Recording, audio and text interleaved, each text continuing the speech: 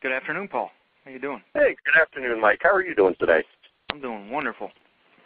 That's awesome. First, I want to thank everybody for coming onto the call today. This is a much larger group than usual. So apparently there wasn't much going on today in the car world, I guess. Sitting outside beautiful New York City. Anybody that's on the call that's from New York, that's for you. For everyone else on the planet, it's really not that nice. It's not that beautiful, and I don't like New York City. Anyway, I wanted to cover a topic today that some people had written in and asked about New Year's resolutions and business planning, that type of a combination. Prior to January 1st, we had done goal setting and set up a couple of calls based around that, how to do it. And we're going to touch on that today very briefly, but that's just a repeat of an earlier topic. And for those of you that did it that way, congratulations. And for those of you who haven't done it yet, well, today we'll review that one more quick time. But the main topic of today's meeting came about because I was in a dealership and I was pointing some things out to a sales manager. And he came to me and said, you know what I just realized? And I asked him what. He explained it. And I started thinking about that word that he used, what he realized. You know, if you realize or you've realized something, that makes it real, that we didn't see as real before. You know, we use a lot of words in our language that we don't think about in the literal sense. Well, you know what I realized? I realized this guy isn't any good. Oh, well, that's great. What are you going to do to make him better? Or what are you going to do to replace him? And I'm not trying to be heartless here, but the bottom line is we are all in charge of building and maintaining and coaching successful teams. That's what we're responsible for. And it astounds me when I go into dealerships and, like this gentleman said, oh, you know what I realized? And it was something about his sales process. And I said, well, later on I said, you know, all you did was you acknowledged that, or you briefly realized it. You briefly recognized it. Yeah, you know, we're not good. We don't follow up the way we used to. Well, I started thinking about management and leadership as it applies to other industries, and why. And I'm going to be really blunt. Why we're so bad at it. One of the reasons we're bad at leadership in our industry, and coaching especially, is, well, one, we're not really taught to coach and lead effectively. We're really not. Almost every manufacturer's meeting in this industry is set up around them selling more new cars. That's really what it's about. Or giving you a new procedure that they're going to give the dealers less money for warranty, you know, a service meeting. They don't set up meetings about training and leading and coaching. And for anyone in management or ownership, that's your job, to assemble a great team. And one of the best business quotes that I've ever heard was actually a football quote.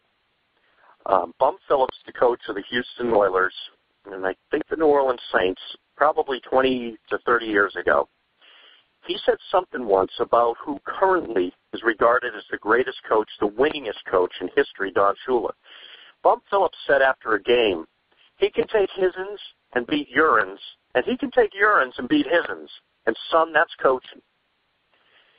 And this week, while I'm a sports fan, but I'm an observer of people and process as well. And business applies to me to everything. So as I'm watching what is going on in the sports world in my spare time, I happen to come across something that Peyton Manning said. And today's topic was, why don't we maximize our dealerships? The truth. That's today's topic. Why don't we maximize our dealerships? The truth.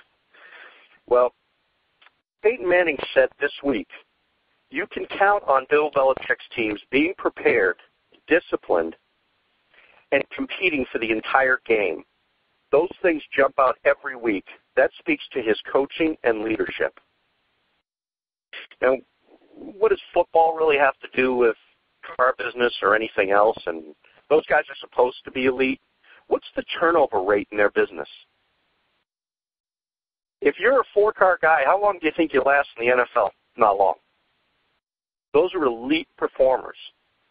There's a team in the NFL right now, Cleveland. They can't even hire a coach.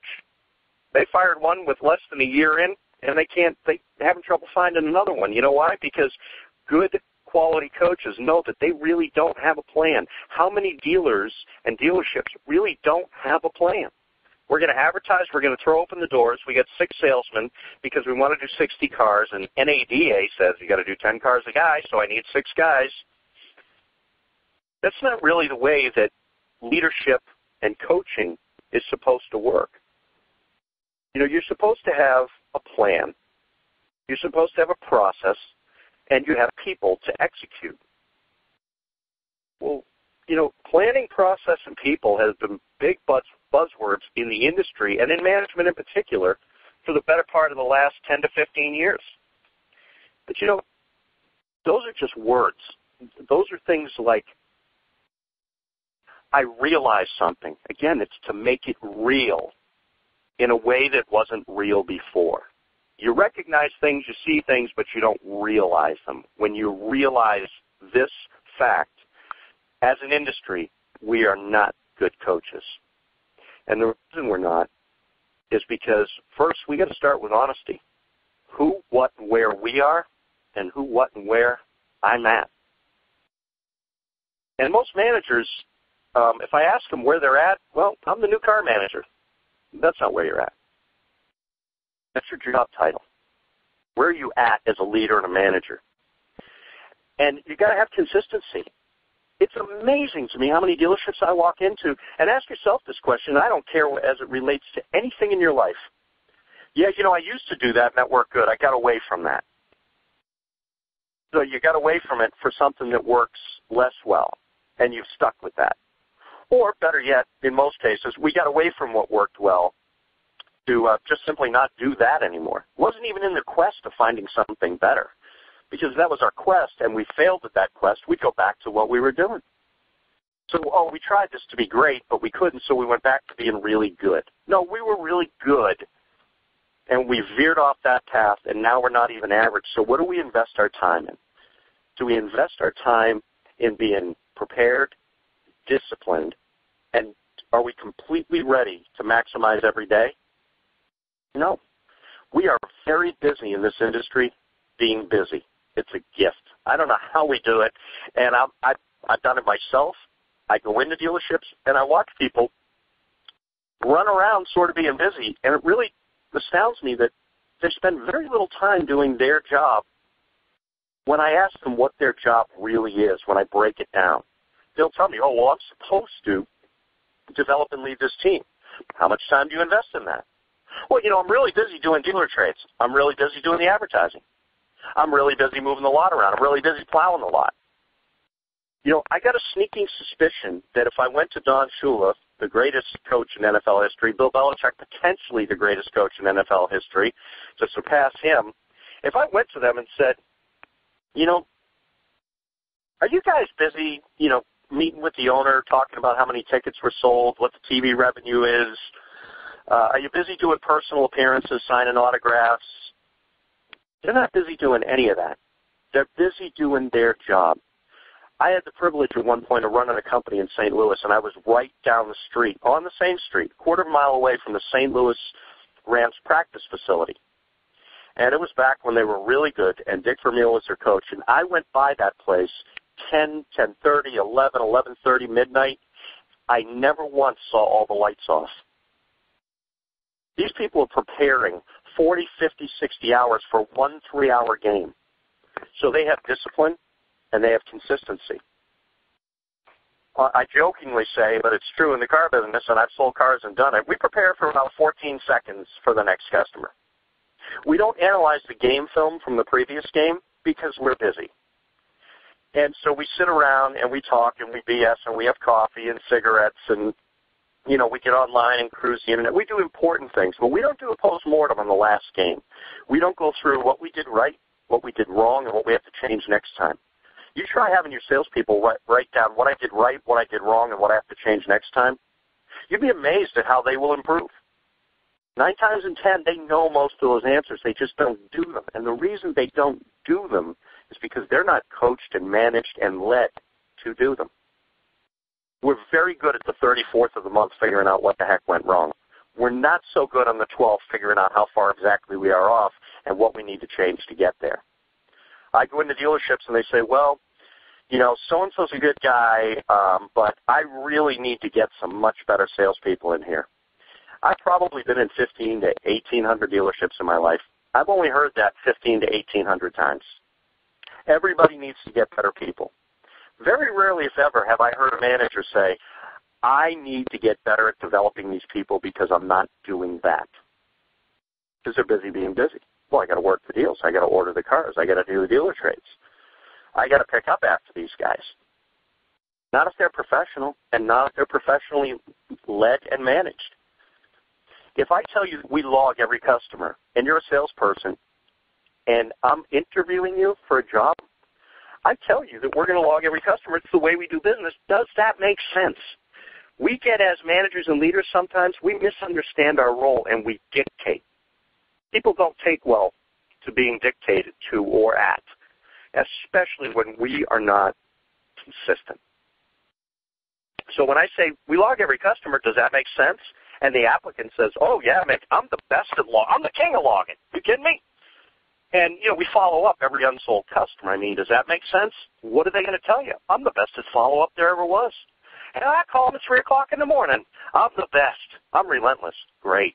And we ask everybody we sell for referral. Now, those basic things have been around for 40 years, 50 years. And everybody knows the answer in the interview. But nobody ever asks them the right question at the end of the interview. You know, Paul, in the event that you don't do these things, what do you think I should do about that? Very rarely have I ever had someone say, you know, give me a week in the Bahamas paid if I don't do what I'm supposed to. Perhaps a promotion would be in order if I don't do what I'm supposed to. I've never had anybody say that to me. Do you know what everyone says? Well, you get rid of me. That's right, because you're not doing your job. That's what I'm hiring you for, to do your job. If they're not consistently managed, look in the mirror. That's the reason why we don't have a professional team. And I'm not trying to be harsh with you today or harsh with people today, but the truth is the reason that we do not have a professional team is because they are not being led and managed in a professional manner, which is consistent. That's number one, is consistency. I don't think that these high-level winning teams, why do winning teams always seem to win? They have good management. No one's had more high first-round draft picks than the worst teams in every league. Why? Because they're consistently the worst. And the best teams have the poorest draft positions, but they continue to be very good teams. Why? The difference is management. The opportunities actually are greater for the bad teams, and they still can't win because their management is poor. So at the end of the day, if we're going to get better results, we have to be better managers. And this was going to ultimately, and I should have mentioned this in the beginning, turn out to be a two-part call because we're going to get a lot more specific about why we're inconsistent and what we need to do to become more consistent. And most programs in this industry are 30-day wonders, and anybody that's been in it for any length of time knows it. What's the program of the month club? That's our problem. I don't think that you'd go to someone who played for Vince Lombardi and say, you know, some days was he late for practice? Some days did you not practice hard? Was he inconsistent? Some days he let you get away with not logging the customers, and some days he made you log them depending on his mood or what his boss said to him? No. They're going to tell you those guys were the most. You could set your watch by them. You know what they're going to say, what they're going to do, how they're going to do it, and when they're going to do it. In the car business, we get worn down by mediocrity, and we settle. We settle all the time. How many people do you know in unhappy relationships, unhappy jobs, career paths, because they settle? It's on us, folks. We have the ability to adjust our management style and become more professional. Consistency, it leads to what's ultimately important. That's true leadership. That's not a title. It's not a birthright. It's not something that's owed to you because you were there the longest. if you're not too busy being busy, take some time to think about it today. Next week, we're going to get very specific about the things that you need to do. But, when I thought about it this week, ego, the word ego, that stands for eliminate great opportunity. That's really what it is. I met someone not long ago, it's been in the business a long time, and he said, the basics have never changed. I said, well, pretty much you're right. He said, so what new thing are you going to teach me? I said, I don't know, maybe we're going to do the basics. How different would that be? I really made him think about it.